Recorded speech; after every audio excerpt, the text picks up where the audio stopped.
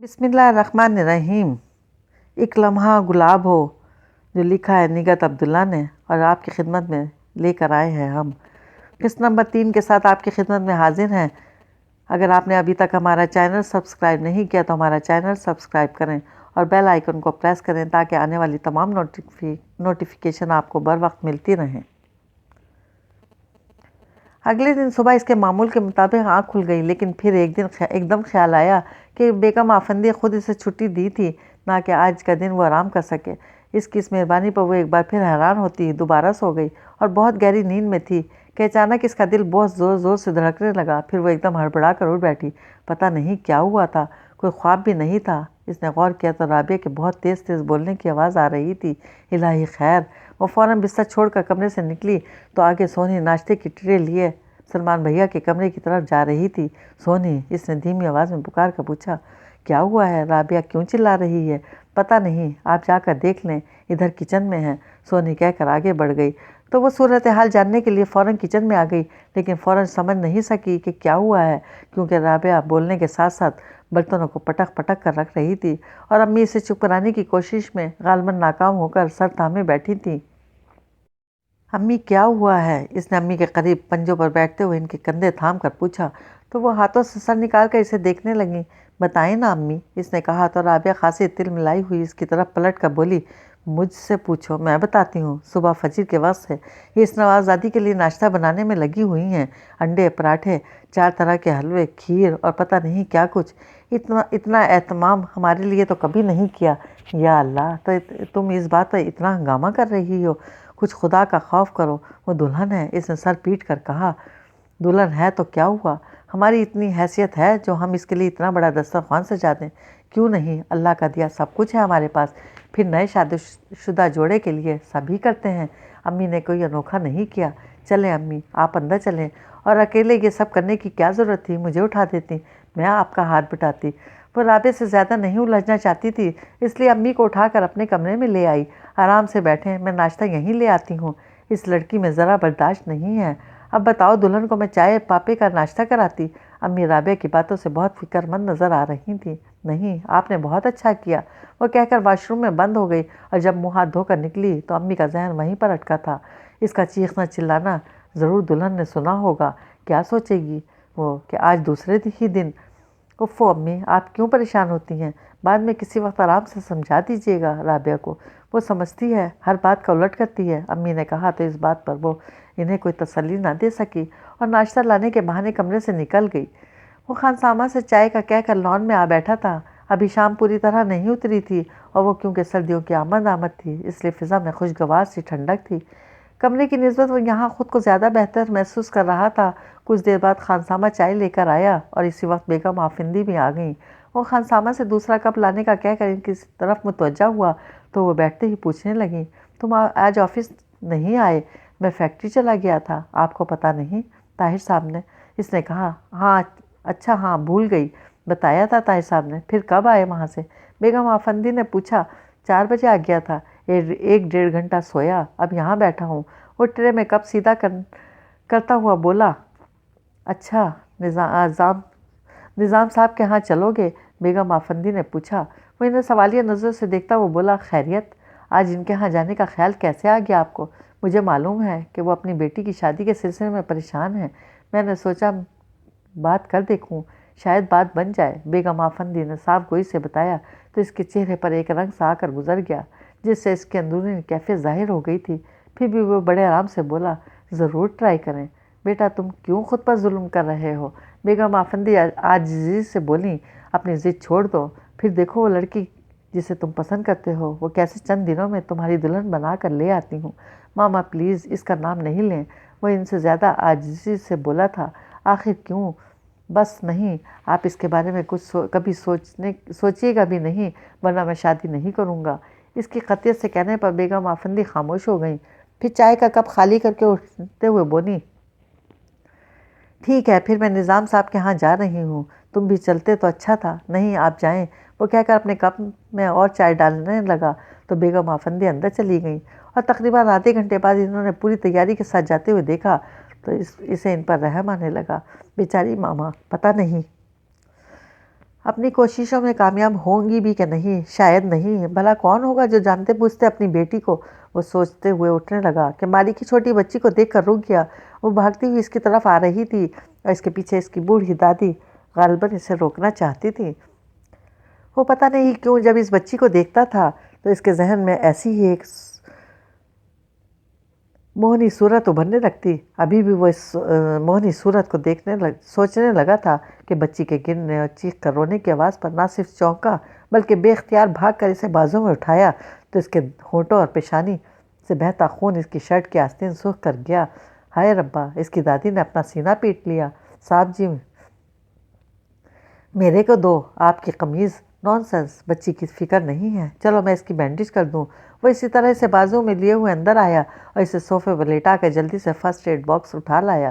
بوڑھی دادی اپنی زبان میں جانے کیا بولے جا رہی تھی، وہ صرف اتنا سمجھ رہا تھا کہ وہ بچی پر خفا ہو رہی ہے۔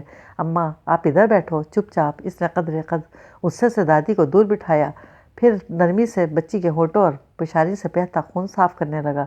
اس کے بعد ٹیوب لگا کر پیشانی پر بینڈیج ٹیپ سے چپکا دی۔ بچی نے غالباً اس کے ڈر سے رونا بند کر دیا تھا، لیکن اس کی بند گئی تھی۔ وقفے وقفے سے اس کے ہونٹوں سے ایسی آواز نکلتی کہ اس کا دل مٹھی میں آ جاتا۔ روتے نہیں بیٹا، آپ بہادر بچی ہو، اس نے آہستہ سے بچی کا سر تھپک کر کہا۔ پھر اس کی دادی سے پوچھا، اس کا نام کیا ہے؟ زینب۔ زینب، اور وہ کون تھی؟ زیر لب بڑبڑاتے ہوئے اس کا ذہن پھر الجھنے لگا تو ایک دم دادی کی طرف متوجہ ہو کر پوچھنے لگا، آپ یہاں کب سے ہیں؟ 4-5 سال ہو گئے، جب سے اس کے دادا مرے میں ادھر آ گئی۔ اس نے بتایا تو وہ سوچ میں پڑ گیا۔ 4-5 سال پہلے کی بات تو نہیں ہے، وہ تو جب میں چھوٹا تھا۔ صاحب جی اس کو لے جاؤں؟ دادی کی آواز پر وہ ذرا سا چونکا، پھر پوچھنے لگا، وہ مالی کیا نام ہے ان کا؟ ہاں رشید، وہ آپ کا بیٹا ہے؟ ہاں جی، ایک ہی ہے، پتر ہے، 4 دھیاں اور گاؤں میں بیائی ہیں۔ بوڑھی دادی اس کی الجھن سے بے خبر تفصیل سے جواب دے رہی تھی۔ آپ کو پتہ ہے اس سے پہلے، میرا مطلب ہے رشید سے پہلے یہاں کون تھا؟ اس نے اس کا جواب نظر انداز کر کے پوچھا تو وہ فوراً بولی، رشید کا ابا وہ تو جی بڑے صاحب اور بڑی بیگم صاحب کے وقت سے ادھر ہی تھا۔ بڑے صاحب، بیگم صاحبہ کون؟ میرے دادا دادی؟ اس نے پرسوچ انداز میں دہرا کر پوچھا۔ نا جی، آپ کے ابا کیا کہتے ہو آپ اس کو؟ ابو اور امی بڑے بھلے لوگ تھے جی، وہ میرے رشید کا ابا 3-4 واری لے کر آیا تھا اور بڑی بیگم صاحبہ سے ملانے۔ یہ چادر اس نے میرے کو دی تھی اور میری دھی کی شادی پر بھی بہت کپڑے دیے تھے۔ کدھر چلی گئی وہ بیگم صاحب؟ کبھی میرے کو اس کے پاس لے چلو۔ وہ بولے جا رہی تھی اور اس کی سمجھ میں نہیں آ رہا تھا کہ وہ کیا کہہ رہی ہے، جبکہ بہت غور سے سن رہا تھا۔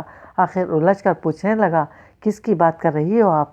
کون سی بیگم صاحبہ کے پاس لے چلوں؟ بڑی بیگم صاحب کی بڑی بیگم، اس نے زور دے کر کہا تو مزید الجھ گیا۔ صاحب کی بڑی بیگم؟ کیا میرے باپ نے 2 شادیاں کی تھی؟ ہاں جی، آپ کو نہیں پتہ؟ اس کے تعجب پر وہ تجویز ہو کر بولی، نہیں، ہاں مجھے پتہ ہے، سب پتہ ہے۔ پھر ایک دم کھڑا ہوا، آپ جائیں، میں رفیق سے کہتا ہوں وہ بچی کو آپ کے پاس چھوڑ آئے گا۔ مہربانی جی، میرے کولوں نہ اٹھائی جائے گی۔ وہ ممنونیت سے کہتی اٹھ کھڑی ہوئی تو اس نے فوراً ملازم رفیق کو بلا کر بچی اس کے ساتھ لے جانے کو کہا، پھر خاصا بے جان سا ہو کر صوفے پر گرا۔ بوڑھی عورت کے انکشاف نے واقعی اسے ڈھال کر دیا تھا۔ کتنی دیر وہ بے حس و حرکت پڑا رہا، ذہن میں بھی کام نہیں کر رہا تھا۔ جب رفیق بچی کو چھوڑ کر واپس آیا تو اس کے قریب رک کر پوچھنے لگا، صاحب آپ کے لیے کھانا لگا دوں؟ اس نے نفی میں سر ہلا کر اسے جانے کا اشارہ کیا، پھر آنکھیں بند کر لیں۔ اس کے ذہن کے پردوں پر کچھ سائے لہرانے لگے تھے، ان میں وہ چھوٹی سی بچی بھی تھی جو گھٹنوں کے بل گھسیٹتی ہوئی اس کی طرف آ رہی تھی اور وہ اسے اپنی باہوں میں لینا چاہتا تھا۔ تبھی بیگم آفندی نے پکارا تھا، شہری کون؟ اس نے چونک کر آنکھیں کھولیں لیکن اس منظر کی گرفت سے نہیں نکلا۔ جب ہی پوچھنے لگا، وہ کہاں گئی ماما؟ کون بیٹا؟ بیگم آفندی نے ادھر ادھر نظر دوڑاتے ہوئے پوچھا۔ وہ بچی، وہ ابھی یہیں تھی، اتنی چھوٹی سی۔ دونوں ہاتھوں سے اشارہ کرتے ہوئے اس کی ذہن کو ایک اچانک جھٹکا سا لگا تو ایک دم خاموش ہو کر بیگم آفندی کو دیکھنے لگا۔ کیا ہو جاتا ہے بیٹا تمہیں؟ تم اکیلے مت رہا کرو، پتہ نہیں کیا سوچتے رہتے ہو، بیگم آفندی نے اس کے پاس بیٹھتے ہوئے کہا تو گہری سانس کھینچ کر بولا، آپ جانتی ہیں ماما؟ کیا جانتی ہیں؟ یہی کہ میں کیا سوچتا ہوں۔ اگر نہیں تو میں آپ کو بتاؤں کہ میرے ذہن میں ایک چھوٹی سی بچی کا نقش اتنا گہرا ہے کہ ماہ و سال کی تیز آندھیاں بھی اسے دھندلانے میں ناکام رہی ہیں۔ اور اس کے بارے میں بھی مجھے خیال آیا ہے کہ وہ شاید میری بہن تھی، ہے نا؟ وہ پرسوچ انداز میں بولتا ہوا تصدیق کے لیے براہ راست انہیں دیکھنے لگا تو وہ نظریں چرا کر پوچھنے لگیں، تمہیں یہ خیال کیوں آیا؟ کیوں کا سوال چھوڑیں ماما، مجھے صرف یہ بتائیں کہ میرا خیال ٹھیک ہے نا؟ اس نے کہا تو بیگم آفندی پرسوچ انداز میں اثبات میں سر ہلانے لگیں۔ پھر اب تک آپ مجھے بھٹکاتی کیوں نہیں ہیں؟ میں نے جب بھی آپ سے اس کے بارے میں پوچھا آپ نے میرا ذہن ادھر ادھر منتقل کر دیا۔ صاف کیوں نہیں بتایا مجھے؟ کہاں ہے وہ، اس کی ماں؟ کیا پاپا نے دوسری شادی کی تھی؟ وہ ان کے اعتراف کے بعد اب ان سے ہر بات پوچھنا چاہتا تھا۔ ہاں، لیکن دوسری بیوی میں ہوں، وہ نہیں۔ بیگم آفندی بمشکل اپنے تنفر پر قابو پا کر گویا ہوئیں، اور اگر میں نے تمہیں بے خبر رکھا تو صرف اس لیے کہ میں نہیں چاہتی تھی تمہاری نظروں میں اپنے باپ کا امیج خراب ہو، یا تم ان کی پہلی بیوی اور بچوں سے متنفر ہو جاؤ۔ ایسا نہیں ہوگا، بس آپ مجھے ان کے بارے میں بتائیں۔ وہ جاننے پر بضد تھا۔ بیگم آفندی کچھ دیر سوچنے کے بعد کہنے لگیں، تمہارے باپ جیلانی آفندی نے مجھے پرپوز کرتے ہوئے یہ نہیں بتایا تھا کہ وہ شادی شدہ اور بچوں کے باپ ہے۔ جب میں شادی کے بعد اس گھر میں آئی تب میں نے ان کی بیوی اور بیٹے کو دیکھا، اور فطری سی بات تھی مجھے بہت دکھ ہوا۔ زیادہ دکھ اس بات کا تھا کہ میں جانے میں ایک عورت پر ظلم کر گئی ہوں، گو کہ اس میں میرا قصور نہیں تھا۔ پھر بھی میں نے اس عورت سے معافی مانگی اور کہا کہ اس گھر میں ہمیشہ کی طرح آپ کی حکمرانی رہے گی، وہ مجھ سے خائف نہ ہو بلکہ مجھے اپنی چھوٹی بہن کی طرح سمجھیں۔ لیکن اس عورت نے ایک ہنگامہ کھڑا کر دیا، وہ مجھے ایک لمحہ برداشت کرنے پر تیار نہیں تھی۔ بہرحال بہت کڑا وقت تھا جو گزر گیا۔ تمہارے باپ مجھے بیاہ تو لائے لیکن اس عورت کے عتاب سے مجھے نہیں بچا سکے۔ مجھے ہر پل یہ دھڑکا لگا رہتا کہ میں کسی بھی وقت یہاں سے نکالی جا سکتی ہوں، اور یہ دھڑکا اس روز دور ہوا جب تم پیدا ہوئے۔ تب آفندی بھی کچھ میری حیثیت اور اہمیت تسلیم کرنے لگے تھے، اور اس بات سے وہ عورت مزید تلملا گئی۔ اپنا پورشن الگ کر کے آفندی کو بھی ہماری طرف آنے تک سے روک دیا تھا، لیکن مجھے تم مل گئے تھے، اس لیے کسی بات کی پرواہ نہیں رہی۔ میں سارا وقت تمہارے ساتھ مصروف رہتی تھی۔ جب تم 5 سال کے ہوئے تب اس عورت کے ہاں بیٹی پیدا ہوئی تھی، اور اسی بچی کو آفندی 1-2 بار تمہارے پاس لائے تھے، جو تمہیں اب تک یاد ہے۔ اور وہ بھائی، وہ مجھے کیوں یاد نہیں ہے؟ اس نے بیگم آفندی کے خاموش ہونے پر پوچھا۔ کیونکہ تم نے اسے دیکھا ہی نہیں۔ تمہاری پیدائش پر اس کی ماں نے جو اپنا پورشن الگ کیا تو پھر کبھی ہماری طرف آئی ہی نہیں، اور نہ ہی اپنے بیٹے کو آنے دیا۔ بیٹی کو بھی آفندی چھپا کر لائے تھے، لیکن اس کی ماں کو پتہ چل گیا، اور پھر اسی بات کو بنیاد بنا کر آفندی اس کی بیٹی میرے حوالے کرنا چاہتے ہیں۔ وہ آفندی کی جائیداد سے اپنا اور اپنے بچوں کا حصہ بلکہ اس سے بھی زیادہ لے کر یہاں سے چلی گئی۔ بیگم آفندی نے یوں بات ختم کی جیسے وہ کہانی ختم ہو گئی ہو، لیکن اس کے سوال ختم نہیں ہوئے تھے۔ فوراً پوچھا، کہاں؟ مجھے نہیں معلوم بیٹا، میں نے 1-2 بار آفندی سے پوچھا تھا لیکن انہوں نے ٹال دیا اور کہا کہ تم بھول جاؤ کہ یہاں کوئی عورت تھی، بس یہ سمجھ لو کہ اس گھر میں آنے والی تم پہلی اور آخری عورت ہو، اور شہری کو بھی یہی معلوم ہونا چاہیے۔ کیا تمہیں یاد ہے تمہارے پاپا نے کبھی تم سے ان کا ذکر کیا ہو؟ انہوں نے جتا کر پوچھا تو وہ سر نفی میں ہلاتے ہوئے بولا، نہیں۔ بس تو بیٹا اب تم بھی یہ بھول جاؤ جو کچھ میں نے تمہیں بتایا ہے، اور وہ بچی جو ظاہر ہے بچی تو نہیں رہی ہوگی، اسے یاد کرنے کا کوئی فائدہ نہیں۔ اوکے، میں چینج کر لوں، پھر کھانا لگواتی ہوں۔ بیگم آفندی کہتے وہ اٹھی تھیں کہ وہ پوچھنے لگا، وہ آپ نظام صاحب کے ہاں گئی تھی، کیا ہوا؟ بہت خوش ہوئے، بیگم آفندی نے جل کر کہا تو وہ بے ساختہ ہنسا۔ اچھا، پھر تمہارے کینسر کا سن کر بڑا نیک مشورہ دیا، کہنے لگے کسی یتیم خانے سے لڑکی لے آئیں، اجرت ملے گی۔ واقعی اجر تو ملے گا، اس نے کہا تو غصے سے بولی، کہاں سے اجر ملے گا؟ ایک تو وہ پہلے ہی یتیم، مزید اسے یہاں لا کر بیوگی کی زندگی دینا نہیں، یہ ٹھیک نہیں۔ وہ ان کی بات پر پوری کر کے نفی میں سر ہلانے لگا۔ راحیلہ کچھ دیر پہلے سلمان کی فرمائش پر بڑی خوشی سے چائے بنانے گئی تھی، لیکن جب واپس آئی تو اس کا منہ پھولا ہوا تھا۔ چائے کا مگ سلمان کو تھما کر بیٹھ کے دوسری طرف یوں بیٹھی کہ سلمان کی طرف اس کی پشت ہو گئی تھی۔ سلمان کچھ حیران ہوئے، پھر اس کے پہلو میں چٹکی کاٹ کر بولے، یہ کیا ہوا ہے؟ کچھ نہیں۔ وہ ان کی چٹکی سے اچھل کر پرے ہٹتی ہوئی بولی، پھر یہ منہ کیوں پھولا ہوا ہے؟ وہ اٹھ کر اس کے سامنے آ گئے، کیا صرف چائے بنانے پر؟ چائے؟ میں تمہارے لیے کیا کچھ نہیں کرنا چاہتی؟ لیکن وہ روحانسی ہو کر چپ ہو گئی۔ لیکن کیا؟ بتاؤ نا، انہوں نے اصرار کیا۔ کیا بتاؤں؟ وہ تمہاری بہن رابعہ ہر وقت میرے سر پر سوار رہتی ہے، میں ذرا کچن میں جاؤں تو جہاں کہیں ہو بھاگی آتی ہے۔ کیا کر رہی ہو؟ کیوں کر رہی ہو؟ میرے سونے جاگنے پر اسے اعتراض ہے۔ میں کپڑے استری نہیں کر سکتی، بل زیادہ آ جائے گا، یہاں تک کہ نہانے پر بھی پابندی ہے۔ اب بتاؤ یہ کوئی تک ہے؟ چھوٹی بچی تو نہیں ہے جو ٹوکتی ہے کہ روزانہ کیوں نہاتی ہو؟ راحیلہ بری طرح کھولتے ہوئے بول رہی تھی۔ اس کی آخری بات پر سلمان کو ایک دم طیش آ گیا۔ فوراً کمرے سے نکل کر اونچی آواز میں امی کو مخاطب کر کے کہنے لگے، امی اس گھر میں ہر کوئی اپنی مرضی چلاتا ہے، پھر راحیلہ کو کیوں منع کیا جاتا ہے؟ کس بات سے منع کیا ہے اسے؟ امی نے ناگواری سے پوچھا، کیونکہ انہیں سلمان کا اونچی آواز میں بولنا بہت برا لگا تھا۔ کس بات سے؟ ہر بات سے رابعہ سے پوچھیں، وہ ہوتی کون ہے؟ میری بیوی کو ٹوکنے والی، اس سے کہیں اپنی حد میں رہے۔ میری کوئی حد نہیں ہے، رابعہ کچن سے ہی چلائی۔ سنا آپ نے؟ اگر اس کی حد نہیں ہے تو دوسرے کی حد مقرر کرنے کی کوشش بھی نہ کرے۔ سلمان بری طرح تل ملائے تھے۔ بیٹا آرام سے بات کرو، امی نے ٹوکا تو وہ اور بپھر گئے۔ مجھے نہیں اسے سمجھائیں جسے بڑے چھوٹے کا لحاظ نہیں ہے۔ آخر سمجھتی کیا ہے اپنے آپ کو؟ آئندہ اگر اس نے راحیلہ کو کسی بات پر ٹوکا تو مجھ سے برا کوئی نہیں ہوگا۔ آخر اس نے ایسا کیا کہہ دیا جو تم اتنا تل ملا رہے ہو؟ اسی سے پوچھیں۔ سلمان پیر پٹکتے واپس کمرے میں آئے تو راحیلہ الماری میں سر دیے جانے کیا کر رہی تھی۔ راحیلہ، وہ اسے پکار کر بولے، چلو کہیں باہر چلتے ہیں، میں چینج کر لوں۔ وہ فوراً ہینگر سے سوٹ نکال کر واش روم میں بند ہو گئی۔ کچھ دیر بعد وہ سلمان کے ساتھ کھلکھلاتی ہوئی کمرے سے نکلی تھی اور سامنے کھڑی رابعہ کو دیکھ کر اس نے جان بوجھ کر اپنی گردن کو ذرا سا جھٹکا دیا۔ پھر امی سے بولی، امی ہم لوگ آؤٹنگ پر جا رہے ہیں، واپسی میں دیر ہو جائے گی۔ امی نے سر اس بات میں ہلانے پر اکتفا کیا تھا۔ دیکھا آپ نے؟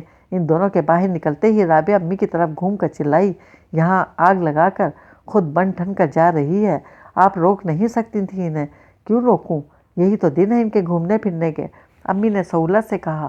اف، 1 مہینہ ہو گیا ہے ان کی شادی کو اور آپ ایسے کہہ رہی ہیں جیسے۔ رابعہ، امی نے ٹوک کر تنبیہ لہجے میں اختیار کیا، تمہیں کیا ضرورت ہے ان کی کسی بات پر اعتراض کرنے کی، اور نہ تم ان کے کسی معاملے میں مداخلت کرو گی۔ کیوں ضرورت نہیں ہے؟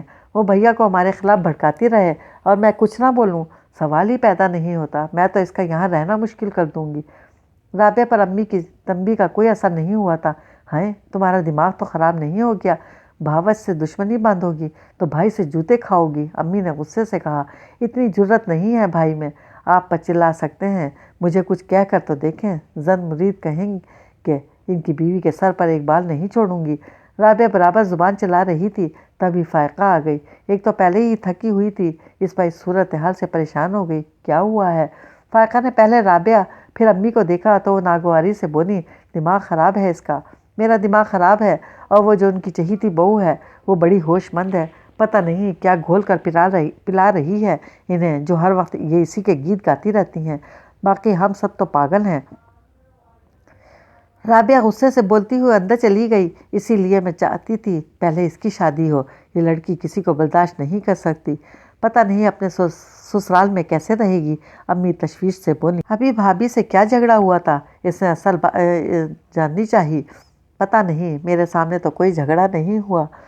کچھ دیر پہلے سلمان تلملایا ہوا کمرے سے نکلا اور کہنے لگا، رابعہ کو سمجھا کر رکھیں، یہ ہر بات میں راحیلہ کو ٹوکتی ہے۔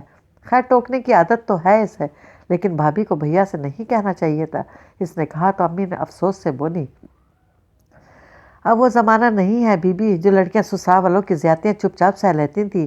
آج کل کی لڑکیاں تو بس موقع ملنا چاہیے، ایک کی چار لگاتی ہیں میاں کو۔ اب پتہ نہیں راحیلہ نے کیا کہا ہے سلمان سے جو اتنا بھڑک اٹھا ہے۔ بھیا اپنے کمرے میں ہیں، اس کی آواز آپ بھی دھیمی ہو گئی تھی۔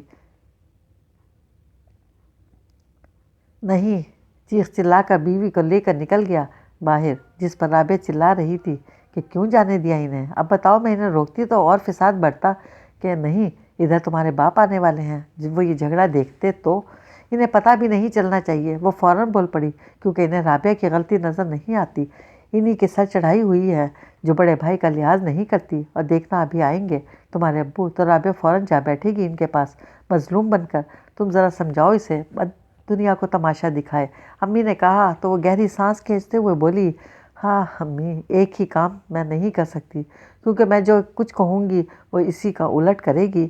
اب بتاؤ میں کیا کروں؟ اس کا ایک ہی حل ہے، رابعہ کی جلدی شادی کر دیں۔ اس نے کہا تو امی فکر مند سے بولی، کہاں کروں؟ وہ جو شیخ صاحب کے بیٹے کا رشتہ آیا تھا اس کے لیے رابعہ انکار کر رہی ہے، کہتی ہے لڑکے کا قد چھوٹا ہے۔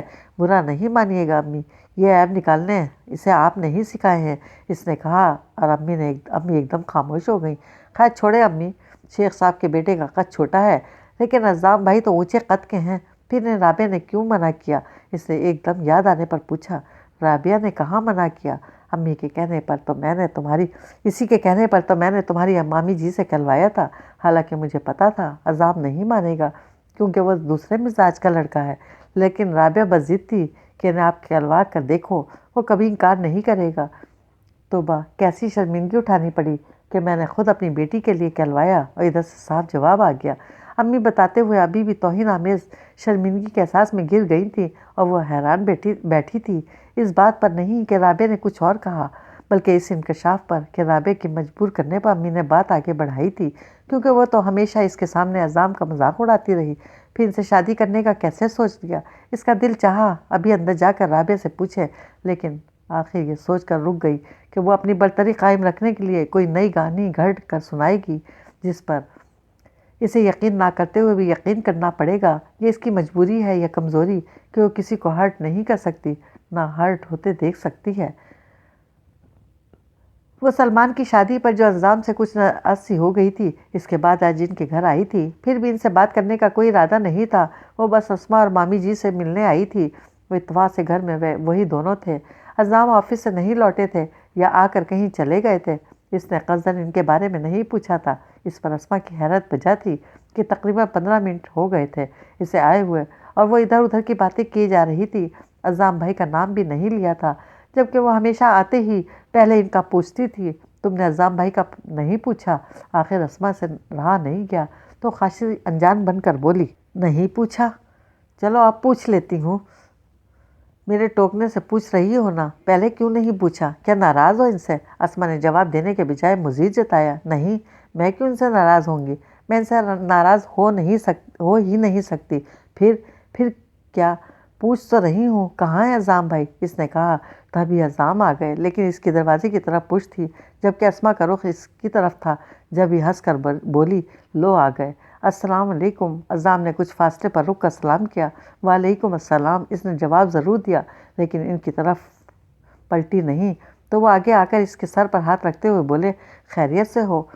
اب وہ جواب نہیں دے سکی کیونکہ اس نے اپنی سانسیں تک روک لی تھیں کہ کہیں ذرا سی حرکت سے اس کے سر پر ٹھہرا ہاتھ ادھر ادھر ہو جائے۔ بڑے دنوں بعد آئیں، کیا بہت مصروف ہو گئی ہو؟ وہ ذرا سا جھک کر اس کے چہرے کو دیکھ کر پوچھنے لگے، گھر میں سب خیریت ہے نا؟ وہ ابھی بھی خاموش رہی۔ لگتا ہے بھائی یا آپ سے ناراض ہے، اسما نے کہا تو وہ حیران ہوئے۔ مجھ سے کیا خطا ہو گئی؟ کیوں فائقہ؟ کیوں آپ سے خفا نہیں ہو سکتی؟ آپ انسان نہیں ہیں، فرشتہ ہیں کیا؟ وہ اچانک چٹک کر بولی، توبہ کرو۔ وہ اس کی بات سے ہٹ کر دور جا بیٹھے۔ اسما پانی پلاؤ اسے، اور ہاں امی کہاں ہیں؟ کچن میں۔ اسما اٹھ کر جانے لگی تو وہ بھی کھڑی ہو گئی۔ میں گھر جا رہی ہوں۔ یہ گھر نہیں ہے کیا؟ آرام سے بیٹھو، میں چھوڑ آؤں گا۔ عزام نے قدر رعب سے کہا تو وہ روٹھے لہجے میں بولی، نہیں میں چلی جاؤں گی۔ چلی جانا، لیکن کھانا کھا کر بیٹھو، میں ابھی آتی ہوں۔ اسما اسے زبردستی بٹھا کر چلی گئی تو وہ اپنے آپ سے بولی، پتہ نہیں کیوں آ جاتی ہوں میں یہاں، میری محبت کھینچ لاتی ہے۔ عزام نے سیدھے سادے انداز میں کہا تو وہ ایک دم سر اونچا کر کے انہیں دیکھنے لگی۔ غلط کہہ رہا ہوں کیا میں؟ انہوں نے پوچھا تو وہ نفی میں سر ہلا کر بولی، نہیں، لیکن آج میں آپ کی محبت میں نہیں آئی، پھر اسما اور مامی جی سے ملنے آئی ہوں۔ اچھی بات ہے، ویسے میرے پاس تو تم پہلے آنے والی تھی، کوئی کام تھا شاید تمہیں، یا کوئی ضروری بات کہنی تھی؟ وہ کہہ کر سوالیہ نظروں سے دیکھنے لگے۔ اب کچھ نہیں کہنا، اس نے کہا تو وہ اٹھ کھڑے ہوئے۔ اچھا، میں اپنے کمرے میں ہوں، عشاء کے بعد تمہیں چھوڑ آؤں گا۔ پھر جاتے جاتے اچانک رک کر بولے تھے، سنو، ذرا سی بات پر دل چھوٹا مت کیا کرو، ہر بات اللہ کی طرف سے ہوتی ہے، صرف اسی پر بھروسہ رکھو۔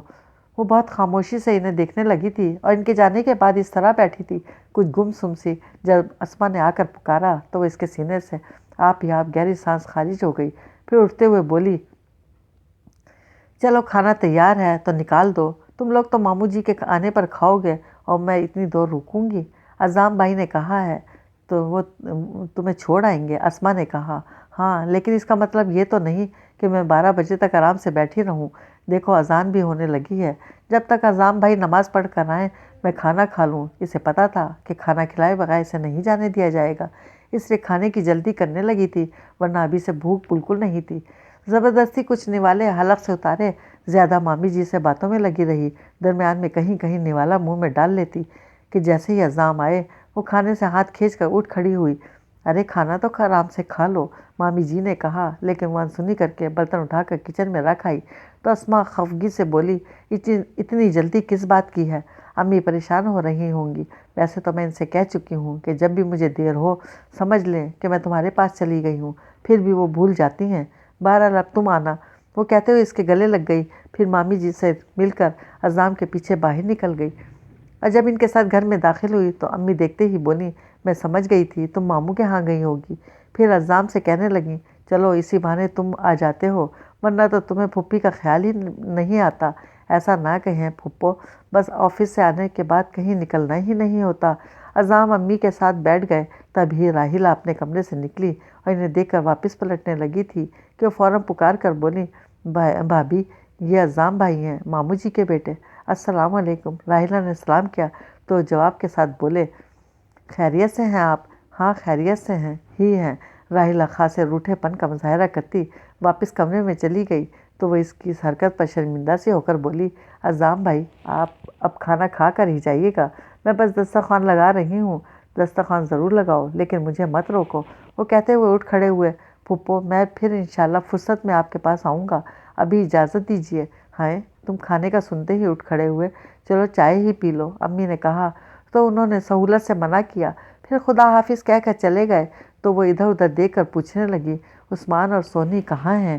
اتنی توفیق نہیں ہوئی کہ انہیں آ کر اعظم بھائی کو سلام کر لیں؟ اور رابعہ بس چپ ہو جاؤ، پہلے ہی بہت ہنگامہ ہو چکا ہے یہاں، امی نے ٹوک کر آہستہ آواز میں کہا تو ان کے پاس بیٹھ گئی۔ کیا ہوا ہے؟ ابھی کچھ مت پوچھو، جاؤ اپنے کمرے میں، امی نے کہا تو وہ کچھ دیر انہیں دیکھتی رہی، پھر اٹھ کر اپنے کمرے میں آئی تو رابعہ کو دیکھ کر ٹھٹک گئی۔ وہ سر پر دوپٹہ باندھے لیٹی تھی اور چہرے سے لگ رہا تھا جیسے بہت روئی ہو۔ رابعہ اس نے قریب جا کر دھیرے سے پکارا تو اس نے آنکھیں کھول دیں۔ کیا ہوا ہے تمہیں؟ اس نے بہت نرمی سے پوچھا، لیکن ادھر رابعہ کے اندر جانے کیا تھا، ایک دم اس پر بگڑ گئی۔ تم کہاں آوارہ گردی کرتی پھرتی ہو؟ شرم نہیں آتی تمہیں؟ اتنی رات تک کون سا آفس کھلا رہتا ہے جو تم زبان سے بھالو؟ رابعہ میں آفس سے ماموں جی کے ہاں چلی گئی تھی اور ابھی اعظم بھائی کے ساتھ آئی ہوں، وہ غصے سے کہتی ہوئی وارڈ روب کی طرف بڑھ گئی۔ کیا ضرورت ہے روز روز ان کے ہاں جانے کی، سیدھی گھر نہیں آ سکتی؟ رابعہ نے کہا۔ اس نے کوئی جواب نہیں دیا اور اپنے کپڑے لے کر واش روم میں بند ہو گئی۔ چینج کرنے کے بعد منہ پر پانی کے چھینٹے مارتے ہوئے اس نے سوچا کہ شاید ہنگامہ اسی کی وجہ سے ہوا ہے کہ وہ دیر سے کیوں آتی ہے، لیکن روزانہ تو دیر نہیں ہوتی۔ وہ اپنی سوچ کی نفی کرتی واش روم سے نکلتے ہی رابعہ سے پوچھنے لگی سنو، شام میں یہاں جھگڑا کس بات پر ہوا تھا؟ تمہیں آتے ہی اطلاع مل گئی تو پھر تم یہ معلوم ہو گیا ہوگا کہ اس جھگڑے پر ابو کا کیا فیصلہ سنایا ہے؟ رابعہ نے خاصے فاتحانہ انداز میں اسے دیکھا تو حیران رہ گئی۔ ہائے ابو کے سامنے ہوا سب؟ نہیں، ابو اچانک آ گئے تھے۔ اس وقت راحیلہ بہت زبان چلا رہی تھی، ابو کو دیکھ کر بھی خاموش نہیں ہوئی تو انہوں نے بھیا سے کہا کہ وہ ایسی عورت کو اپنے گھر میں نہیں رکھ سکتے، لہٰذا تم بڑا اپنا انتظام کہیں اور کر لو۔ رابعہ نے ظاہر افسوس سے بتایا، لیکن اندرونی خوشی اس کے چہرے پر چھلک رہی تھی، جسے دیکھ کر وہ دکھ سے بولی تو تم اپنے مقصد میں کامیاب ہو گئیں؟ میرا کیا مقصد تھا؟ رابعہ نے تنک کر کہا تو وہ بھی تیز ہو کر بولی کیوں؟ ہر دوسرے تیسرے دن تم مجھ سے کہتی رہی ہو کہ راحیلہ کو یہاں سے نکلوا کر ہی دم لو گی۔ میرے کہنے سے کیا ہوتا ہے؟ یہاں سب کچھ تمہارے کہنے سے ہوتا ہے۔ رابعہ تم نے اول روز سے ہی بھابھی کے خلاف محاذ بنا لیا تھا، لیکن اس سے بھابھی کا کچھ نہیں بگڑا، نقصان ہمارا ہوگا۔ بھیا ہم سے دور ہو جائیں گے، ابھی بھی وقت ہے، انہیں روک لو۔ ابو سے کہو اپنا فیصلہ واپس لے لیں، وہ تمہاری بات مان لیں گے۔ وہ آخر میں رابعہ کی منت کرنے لگی، ابو میری جائز بات مانتے ہیں، ناجائز نہیں۔ رابعہ یکدم بے نیازی دکھانے لگی۔ یہ جائز نہیں ہے، اس نے زور دے کر کہا تو رابعہ تیوری چڑھا کر بولی تمہیں کیا پتا؟ تم سارا دن گھر میں کب رہتی ہو؟ بڑی آئی کہیں کی، اس کی وکالت کرنے والی، یہاں اس نے ہمارا جینا حرام کر رکھا ہے۔ تمہیں اگر اس سے زیادہ ہمدردی ہے تو جاؤ اسی کے ساتھ البتہ میں ابو سے سفارش کر دوں گی۔ افسوس ہے تم پر، پتہ نہیں کیا سمجھتی ہو اپنے آپ کو۔ وہ اس سے مزید الجھنے کا ارادہ ترک کر کے کمرے سے نکل گئی تھی، شہری آ گیا۔ بیگم آفندی نے فائل بند کر کے طاہر صاحب کی طرف بڑھاتے ہوئے پوچھا، یس میڈم، اچھی بات ہے۔ اب آپ بلال صاحب کو فیکٹری بھیج دیں۔ اور ہاں، شہری کے ٹکٹ کا کیا ہوا؟ ٹکٹ یہ رہا۔ طاہر صاحب نے ٹیبل سے لفافہ اٹھا کر ان کے سامنے کر دیا، جسے لے کر بیگم آفندی اٹھ کھڑی ہوئیں۔ اوکے، آپ جائیں میڈم، وہ نیا ٹینڈر۔ طاہر صاحب نے جاتے جاتے رک کر پوچھا، اس کے بارے میں بعد میں بات کریں گے؟ جی بہتر۔ طاہر صاحب چلے گئے تو بیگم آفندی نے لفافے میں سے ٹکٹ نکال کر دیکھا۔ سامنے کیلنڈر پر ڈیٹ دیکھ کر دونوں کو شمار کرتے ہوئے اپنے کمرے سے نکل کر شہریار کے کمرے میں داخل ہوئیں تو انہیں دیکھ کر اٹھ کھڑا ہوا۔ ماما، مجھے بلا لیا ہوتا، تم کب آئے؟ وہ انسنی کرتی آرام سے کرسی کھینچ کر بیٹھ گئیں۔ بہت دیر ہوئی اور میں آتے ہی آپ کے روم میں گیا تھا، لیکن آپ نہیں تھیں۔ خیریت؟ وہ ان کے یہاں آنے اور بیٹھنے سے کچھ اچنبے میں گر گیا تھا۔ سب خیریت ہے بیٹا؟ پریشان کیوں ہو جاتے ہو؟ بیٹھو، بیگم آفندی نے قصداً مسکرا کر کہا تو وہ بیٹھتے ہوئے بولا، میں پریشان نہیں ہوا۔ اچھا دیکھو، یہ تمہاری لندن کی سیٹ کنفرم ہو گئی ہے۔ بیگم آفندی لفافہ اس کے سامنے رکھتے ہوئے بولی، اگر تم کہو تو میں تمہارے ساتھ چلوں۔ نہیں نہیں، آپ کو جانے کی کیا ضرورت ہے؟ اس نے فوراً منع کیا۔ بیٹا، یہاں مجھ پر ایک ایک پل بھاری ہوتا ہے، تم کیوں منع کرتے ہو؟ کیونکہ آپ وہاں ڈپریس ہو جاتی ہیں، اور پھر میں صرف چیک اپ کے لیے جا رہا ہوں، بہت زیادہ دن نہیں رہوں گا وہاں، انشاءاللہ 15 دن میں لوٹ آؤں گا۔ شہریار نے سہولت سے انہیں تسلی دی۔ انشاءاللہ، اور ہاں، جب میں آؤں تو آپ مجھے اچھی خبر سنائیے گا۔ شہریار نے فوراً ان کا دھیان بٹانے کی کوشش کی۔ تمہارے لیے اچھی خبر کیا ہو سکتی ہے؟ انہوں نے پوچھا تو مسکرا کر بولا، وہی جو آپ چاہتی ہیں، یعنی میری شادی۔ میں تو چاہتی ہوں، لیکن شاید تم نہیں چاہتے، جب ہی مجھے چکر دے رہے ہو۔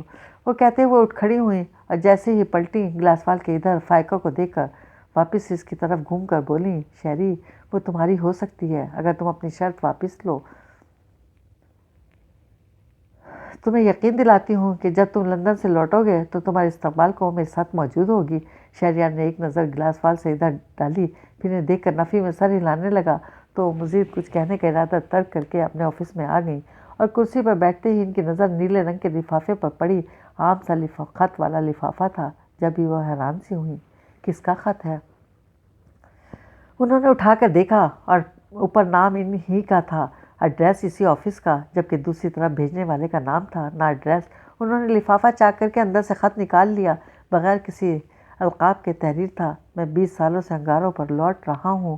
اگر میری ماں مجھے نہ روکتی تو میں بہت پہلے آپ کے سامنے کھڑا ہو سکتا تھا۔ اگر میں مجبور ہوں تو صرف اپنی ماں کی وجہ سے، جو ابھی بھی نہیں چاہتی کہ میں اپنا حق وصول کروں، کیونکہ اسے یقین ہے کہ اس نے جس خدا پر اپنا معاملہ چھوڑا تھا وہ خوب انصاف کرے گا۔ یقین تو مجھے بھی ہے، پھر بھی آپ کو خبردار کرنا چاہتا ہوں کہ تیار رہیں اس وقت کے لیے جو اب میری دسترس میں آنے والا ہے۔ میرے دل میں آپ کے لیے ذرا رحم نہیں ہے، کبھی معاف نہیں کروں گا آپ کو، کبھی نہیں۔ لکھنے والے نے آخر میں اپنا نام نہیں لکھا تھا، لیکن اس سے کیا فرق پڑتا تھا؟ بیگم آفندی کو وہ ہر لفظ میں جھلکتا نظر آ رہا تھا۔ جب ہی ان کی پیشانی پر اسی حساب سے شکنیں پڑ رہی تھیں اور چہرہ بھی اسی طرح رنگ بدل رہا تھا، جبکہ سانسوں کا بہت تیز ہو گیا تھا، سانسوں کا تنفس بہت تیز ہو گیا تھا۔ اس کی اتنی جرأت! انہوں نے دانت پیستے ہوئے خط کے ٹکڑے ٹکڑے کر کے ڈسٹ بن میں ڈال دیے، پھر لفافہ اٹھا کر اس پر لگی مہر دیکھنے لگیں، لیکن کچھ سمجھ میں نہیں آیا تو طاہر صاحب کو لفافہ ان کے سامنے ڈالتے ہوئے بولیں، طاہر صاحب ذرا دیکھیں یہ خط کس شہر سے آیا ہے، اگر نہ سمجھ میں آئے تو جی پی او سے جا کر معلوم کریں۔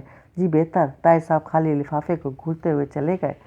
حق وصول کرے گا، بچ گیا پہلے مجھ سے، اب نہیں بچے گا، تاحال میں تاپال سے ڈھونڈ نکالوں گی اسے۔ بیگم آفندی انتہائی تنفس سے سوچتی ہوئی اٹھی تھی۔ سلمان بینک میں اچھی پوسٹ پر تھا، اس حساب سے الگ گھر افورڈ کر سکتے تھے۔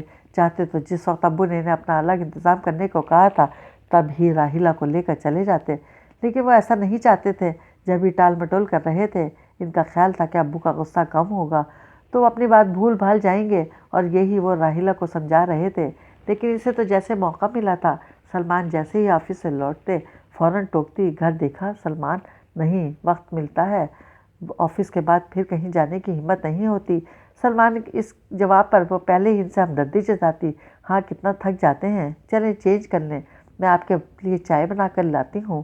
پھر چائے کے دوران شروع ہو جاتی، آپ کے پاس تو وقت نہیں ہے، میں اپنے بھائی چاند سے کہوں گی وہ جلدی کوئی گھر دیکھ لے۔ کتنا کرایہ؟ میرا خیال ہے 3,000 تو ہم افورڈ کر سکتے ہیں۔ نہیں راہیلہ، ابھی رہنے دو۔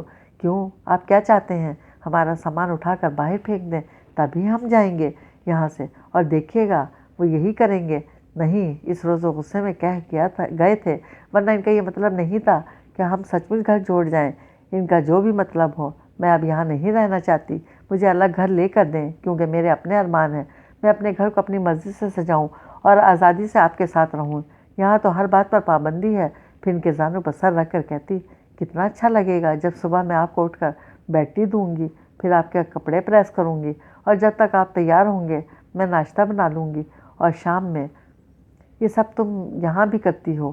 سلمان نے کہا تو وہ منہ بنا کر بولی، ہاں، لیکن اس طرح نہیں جیسے میں چاہتی ہوں۔ بہرحال سوچیں گے۔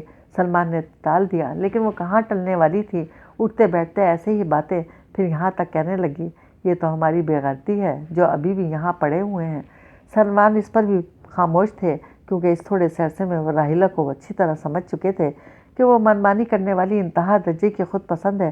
اتفاق سے یہی رابعہ کی بھی فطرت تھی، اس لیے ہر وقت دونوں ایک دوسرے کو نیچا دکھانے میں لگی رہتی، اور کیونکہ رابعہ کو ابو کی حمایت حاصل تھی اس لیے وہ بازی لے جاتی، ورنہ راحیلہ کے سامنے وہ جم نہیں سکتی تھی، کیونکہ راحیلہ زبان کی بھی بہت تیز تھی۔ صرف ابو کے ڈر سے کچھ خاموش رہتی، ورنہ رابعہ جیسی 10 کو وہ نچا سکتی تھی۔ بہرحال سلمان تو راحیلہ کی باتیں ایک کان سے سنتے دوسرے سے نکال دیتے تھے، لیکن ابو رابعہ کی باتوں پر یقین کرتے تھے۔ انہوں نے ایک بار بھی امی سے تصدیق کرنے کی ضرورت نہیں سمجھی کہ رابعہ کے کہنے پر ایک بار پھر سلمان کو گھر چھوڑنے کا کہہ دیا تو اس بار انہیں بھی غصہ آ گیا۔ امی کے رونے اور منت سماجت پر بھی نہیں رکے، اور ایک ہفتے کے اندر گھر لے کر وہیں شفٹ ہو گئے۔ جس وقت وہ جا رہے تھے اس وقت راحیلہ اور رابعہ دونوں بہت خوش تھیں، لیکن بظاہر یوں جیسے یہ سب اچھا نہیں ہوا۔ رابعہ تو اپنے کمرے سے نکلی ہی نہیں، جبکہ راحیلہ کبھی امی کے گلے لگتی تو کبھی فائقہ کے، اور سونی کے سامنے خود کو مظلوم ظاہر کر رہی تھی۔ اور اپنے گھر جاتے ہی اس نے سلمان کو سنانی شروع کر دی، تمہاری بہن آخر اپنے مقصد میں کامیاب ہو گئی، مجھے وہاں سے نکلوا کر ہی دم لیا، اب تو بہت خوش ہوگی، اور اچھا ہوا ہم آ گئے، ورنہ اس کے ارادے تو کچھ اور تھے۔ پتہ ہے مجھ سے کہہ رہی تھی تمہیں طلاق دلوا کر چھوڑوں گی۔ توبہ توبہ، پتہ نہیں اپنے گھر کیسے بسائے گی، میں بھی دیکھوں گی کیسے ساس نندوں کے ساتھ گزارا کرتی ہے۔ اچھا بس، اب یہاں آ گئی ہو تو بھول جاؤ سب، سلمان نے کہا تو فوراً آنکھوں میں آنسو بھر کر ان کے سینے سے لگتے ہوئے بولی، کیسے بھول جاؤں سلمان، بہت ستایا ہے اس لڑکی نے مجھے، تم تو سارا دن آفس ہوتے تھے، تمہیں کیا پتہ، میرے دل سے پوچھو، ہر پل یہ دھڑکا لگا رہتا تھا کہیں تم مجھے چھوڑ نہ دو، بتاؤ اس کے بعد میرا کیا ہوتا، میں تو مر جاتی، تمہارے بغیر نہیں رہ سکتی تھی۔ اور ایسی باتوں سے سلمان کو لگتا جیسے وہ ٹھیک کہہ رہی ہے۔ ساری افراتفری کے دوران رابعہ کمرے سے نہیں نکلی تھی۔ جب سناٹا چھا گیا تب وہ باہر آ کر بہت اترائے ہوئے انداز میں بولی تھی، کتنا سکون ہو گیا ہے نا۔ اس نے تائید کے لیے سونی کو دیکھا تو وہ بیچاری سیدھی سادھی بڑے آرام سے کہہ گئی، ہاں کیا ہاں؟ امی نے تیز لہجے میں ٹوکا تو سونی ایک دم خائف ہو گئی۔ وہ ابھی بھیا کے سامان جانے کا اتنا شور ہو رہا تھا اب۔ ہاں ہاں ہاں، رابعہ اتنے زور سے ہنستے ہوئے بولی، ٹھیک تو کہہ رہی ہے، یہ تو واقعی ٹھیک کہہ رہی ہے، لیکن تمہارا مطلب کچھ اور ہے۔ فائقہ نے ناگواری سے رابعہ کو جتایا تو وہ دھڑلے سے بولی، میرا بھی یہی مطلب تھا، لیکن اپنی سمجھ کی بات ہے، تم جو بھی سمجھو۔ بہرحال اب یہ کمرہ میرا ہو گیا، اس سے پہلے کہ کوئی اور اس پر قبضہ کرے میں ابھی اپنا سامان یہاں سیٹ کر دیتی ہوں۔ جب تم نے کہہ دیا تو پھر کسی اور کی مجال نہیں ہے یہاں قبضہ کرنے کی۔ وہ کہتی ہوئی کمرے سے نکل کر کچن میں آ گئی، اور پھر چاول چننے کے بہانے سے سونی کو بھی بلا لیا، کیونکہ وہ نہیں چاہتی تھی کہ اس کا کچا ذہن رابعہ کی ایسی حرکتوں سے متاثر ہو، اس لیے فوراً اس سے دوسری باتیں کرنے لگی۔ تمہارا رزلٹ کب آ رہا ہے؟ شاید اگلے ہفتے۔ کون سا گریڈ لاؤ گی؟ اس نے چاول کا تسلا اس کے آگے کرتے ہوئے پوچھا۔ پتہ نہیں آپی، میرے پیپر تو بہت اچھے ہوئے ہیں، دعا کریں آپی گریڈ آ جائے۔ سونی نے کہا تو مسکرا کر بولی، بی کیوں، اے کیوں نہیں؟ اے گریڈ تو سمیہ کا آئے گا، کیونکہ اس کے ہر ٹیسٹ میں سب سے زیادہ نمبر آئے تھے۔ سونی نے سمیہ پر رشک کرتے ہوئے کہا تو مسکرا کر بولی، بے وقوف، ضروری نہیں ہے کہ ہر ٹیسٹ میں زیادہ نمبر لائے، وہ بورڈ کے امتحان میں بھی سب سے آگے ہو، بلکہ اچھا رزلٹ یہی پتہ چلاتا ہے چلتا ہے۔ پتہ ہے جب میٹرک میں تھی تو کلاس میں فرسٹ آ جاتی تھی کبھی ان دونوں میں سے کوئی، اور جب بورڈ کا امتحان ہوا تو ایک اور لڑکی جو کلاس میں سب سے پیچھے بیٹھتی تھی اور ٹیچر کو اس کا نام بھی معلوم نہیں تھا، وہ ہم سب سے زیادہ نمبر لے گئی ہیں۔ سونی بہت دلچسپی سے سن رہی تھی۔ ہاں، اس طرح تمہارے بھی سمیت سے زیادہ نمبر آ سکتے ہیں۔ اللہ کرے آ جائیں تو بہت مزہ آئے گا۔ اتنا اتراتی ہے وہ، اور میں نے سوچ لیا ہے کالج جا کر میں بہت محنت کروں گی۔ شاباش، کون سے کالج میں جاؤ گی؟ اس نے سونی کی ہمت بڑھا کر پوچھا تو فوراً بولی جہاں سے آپ نے پڑھا ہے۔ ہاں وہی اچھا ہے، قریب بھی ہے، میں خود تمہارا ایڈمیشن کرانے جاؤں گی، اسی بہانے اپنی ٹیچر سے بھی مل لوں گی۔ اس نے کہا تو سونی سادگی سے پوچھنے لگی، ٹیچرز آپ کو پہچان لیں گی؟ کیوں نہیں، استاد اپنے شاگردوں کو کبھی نہیں بھولتے۔ وہ کہہ کر خود ہی ہنسی، پھر اس کے سامنے سے تسلا اٹھایا اور بولی لاؤ جلدی سے چڑھا دوں، پھر مجھے ہفتے بھر کے کپڑے دھونے اور پریس بھی کرنے ہیں۔ آپ ہی میں مشین لگا رہی ہوں، آپ کے کپڑے بھی دھو دوں گی۔ سونی نے کہا تو اس نے منع کرتے ہوئے کہا نہیں، میرے کپڑے مشین میں دھلنے والے نہیں ہیں، ایک ایک دن کے پہنے ہوئے سرف میں ڈال کر نکال لوں گی۔ اور ہاں، پہلے ابو سے چائے کا پوچھو آؤ، کیونکہ کھانے میں تو ابھی دیر ہے۔ ابو کہتے ہیں مجھ سے چائے کا پوچھا نہیں کرو، پلانے کا موڈ ہو تو پلا دیا کرو، سونی نے کہا تو بے ساختہ ہنسی، پھر کیٹلی میں پانی ڈال کر چولہے پر رکھ دیا کہ سونی جاتے جاتے کس خیال سے پلٹ کر پوچھنے لگی آپ بھیا کے گھر جائیں گی؟ ہاں کیوں نہیں، کل ہی آفس کے بعد سیدھی وہاں جاؤں گی، ہماری کوئی ان سے لڑائی ہوئی ہے، میں کل گھر دیکھ آؤں پھر تمہیں بھی لے چلوں گی۔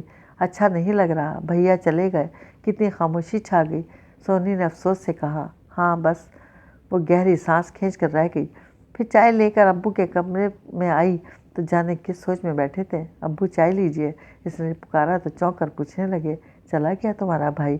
جی، اچھا ہوا انہوں نے کہا تو وہ فوراً بولی نہیں ابو، اچھا نہیں ہوا، آپ نے خواہ مخواہ رابعہ کے کہنے سے نہیں بیٹا۔ ابو نے بھی فوراً ٹوکا تھا، یہ میرا فیصلہ تھا، لیکن ابو اتنی جلدی، لوگ کیا کہیں گے؟ لوگ کچھ بھی کہیں، میں اپنے گھر کا ماحول خراب نہیں کر سکتا تھا۔ تم نے راحیلہ کی زبان نہیں سنی، تمہاری امی مجھ سے چھپاتی رہیں، وہ تو ایک دن میں اچانک آ گیا تھا جو اسے دیکھ اور سن لیا، بازاری عورتوں کی طرح ہاتھ نچا نچا کر فحش گالیاں بک رہی تھی، اور تمہارا بھائی وہ بھی الو کا پٹھا ہے، اسے ذرا احساس نہیں تھا کہ گھر میں جوان بہنیں بیٹھی ہیں۔ ابو غصے میں بولنے لگے تھے، اس لیے بالکل خاموش ہو گئی، اور پھر اسی خاموشی سے ان کے پاس سے اٹھ گئی۔ اگلے دن صبح وہ امی سے کہہ کر نکلی تھی کہ شام میں وہ بھیا کے گھر سے ہوتی ہوئی آئے گی۔ بھیا اسے ایڈریس دی گئے تھے جس سے وہ سمجھ گئی کہ ان کا گھر نادرا کی طرف ہے۔ جب یہ آفس پہنچتے ہی اس نے نادرا سے پہلی بات یہی کہی، سنو آج میں تمہارے ساتھ چلوں گی میرے گھر۔ نادرا خوش ہو کر بولی تمہارے گھر تو نہیں، بس مجھے اسی طرف کہیں اور جانا ہے۔ اس نے کہا فوراً نادرا پوچھنے لگی کہیں تمہارے عزام بھائی تو ادھر منتقل نہیں ہو گئے؟ نہیں، وہ بے ساختہ مسکرا کر بولی سلمان بھائی؟ ہاں اتنی جلدی کیوں؟ نادرا نے تعجب سے پوچھا تو وہ سرسری انداز میں بولی بس وہ بھابھی اور رابعہ میں نہیں بنی، اس لیے وہ الگ ہو گئے۔ یار وہ تمہاری بہن کیا چیز ہے، دیکھنے میں تو بڑی معصوم مسکین سی لگتی ہے، نادرا نے کہا تو کچھ کہتے کہتے ایک دم خاموش ہو گئی، کیونکہ شہریار آفندی اچانک اس کی ٹیبل کے قریب آن رکا تھا اور پتہ نہیں کس کی طرف متوجہ تھا۔ وہ صرف اس کے جوتے دیکھ کر فائل پر جھک گئی تھی۔ ایکسکیوز می، کچھ توقف سے شہریار آفندی نے اس کی ٹیبل پر ہاتھ رکھ کے اسے متوجہ کیا تو وہ بلا ارادہ کھڑی ہو کر بولی یس سر پلیز۔ اس نے بیٹھنے کا اشارہ کیا اور اس کے بیٹھنے کے بعد پوچھنے لگا آپ کے پاس فیکٹری کی فائل تو نہیں آ گئی؟ فیکٹری کی فائل؟ اس نے ٹیبل پر رکھی چاروں فائلیں اس کے سامنے کر دیں۔ Thank you. وہ ایک فائل اٹھا کر چلا گیا تو اس نے کمپیوٹر آن کرتے ہوئے سوچا بعض لوگ کتنے پرفیکٹ ہوتے ہیں، پتہ نہیں اس شخص کو اپنے پرفیکٹ ہونے کا احساس ہے کہ نہیں۔ ایک کیا کہہ رہا تھا؟ نادرا کو خاصی بے چینی ہو رہی تھی۔ کچھ نہیں، فائل لینے آیا تھا، لے کر چلا گیا، اس نے اپنی جھنجھلاہٹ چھپا کر کہا تو نادرا افسوس سے بولی بڑا افسوس ہوا، کاش تمہیں لینے آتا اور لے کر چلا جاتا، کیوں اپنے دل کی باتیں مجھ سے منسوب کرتی ہو؟ وہ بہت تپ کر بولی تھی یہ تو تم ٹھیک کہہ رہی ہو، لیکن افسوس وہ میری طرف متوجہ نہیں ہوتا، اگر ایک بار بھی اس طرح دیکھ لے جیسے تمہیں دیکھتا ہے تو ایمان سے میں بس خدا کے لیے اپنا کام کرو اور مجھے بھی کرنے دو۔ وہ ٹوک کر اس کی طرف پیٹ موڑ کر بیٹھ گئی اور پھر شام کو ہی جب آفس سے نکلی تب اس سے مخاطب ہوئی تھی، سنو بھیا کا گھر ڈھونڈنے میں میری مدد کرنا، یہ ایڈریس دیکھو، میرا خیال ہے تمہارے گھر کے آس پاس ہی ہے۔ اس نے پرس سے ایڈریس نکال کر نادرا کو تھمایا، جسے دیکھ کر وہ بولی، ارے یہ تو ہماری پچھلی لائن میں ہے، چلو اسی بہانے تم میرے گھر بھی آ جاؤ گی۔ ہاں لیکن آج نہیں، پھر کسی دن ضرور آؤں گی، اس نے وعدہ کیا، پھر اس کے ساتھ وین میں سوار ہو گئی۔ نادرا ٹھیک اسے بھیا کے گھر کے سامنے چھوڑ کر خود واپس پلٹنے لگی تو وہ اس کا ہاتھ پکڑ کر بولی، اندر تو چلو۔ نہیں بس، تمہاری بھابھی پتہ نہیں کیسی ہیں، تمہیں مار کر تو نہیں نکالیں گی، اس نے بیل کا بٹن پش کرتے ہوئے کہا۔ کون؟ چند لمحوں بعد ہی اندر سے راہیلہ نے پوچھنے کے ساتھ گیٹ بھی کھول دیا اور اسے دیکھ کر بلا وجہ زور سے ہنستی ہوئی بولی، تم کیسے آ گئیں؟ گھر کیسے ملا تمہیں؟ آؤ اندر آؤ۔ یہ کون ہے؟ میری دوست ہے نادرا، اس نے بس آخری بات کا جواب دیا اور نادرا کا ہاتھ دبا کر راہیلہ کے پیچھے اندر داخل ہوتے ہوئے وہ کہنے لگی، پھر دیکھو آج سارا دن سیٹنگ میں لگی رہی، اور پتہ ہے ابھی مجھے شکرانے کے 2 نفل بھی پڑھنے ہیں۔